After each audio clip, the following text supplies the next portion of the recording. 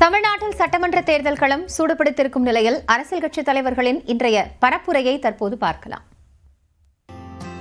சட்டமன்ற தேர்தலை முன்னிட்டு சூறாவளி பரப்புரையில் ஈடுபட்டுள்ள முதலமைச்சர் மு.க.ஸ்டாலின் இன்று காலை கன்னியாகுமரியில் நடைபயிற்சி மேற்கொண்டார். அங்கு கூடியிருந்த வெளிமாவட்ட மக்கள் முதலமைச்சருடன் கைகுலுக்கி பேசி மகிழ்ந்தனர். தொடர்ந்து கடற்கரை கிராமமான கோவளம் பகுதியில் நடைபயிற்சி மேற்கொண்டபடி திமுக வேட்பாளர் மகேஷுக்கு ஆதரவாக முதலமைச்சர் வாக்கு சேகரித்தார்.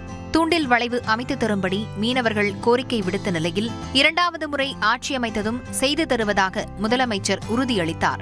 அதன்பின் கடற்கரை மணல் பரப்பிலும் நடந்து சென்ற முதலமைச்சர் அங்கு மீன் உலர்த்திக் கொண்டிருந்த மீனவர்களிடம் குறைகளை கேட்டறிந்தார்.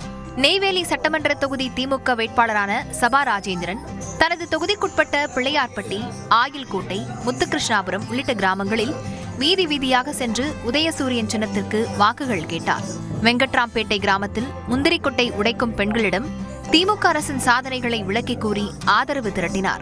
திருத்தணியில் தமிழக வெற்றிக் கழக வேட்பாளர் சத்யகுமார் தனி ஒருவராக சென்று வாக்கு சேகரித்தது பேசுபொருளான நிலையில் கட்சித் தலைமை அறிவுறுத்தலின் பேரில் வேட்பாளருக்கு ஆதரவாக நிர்வாகிகள் ஒத்துழைப்பு கொடுத்துள்ளனர்.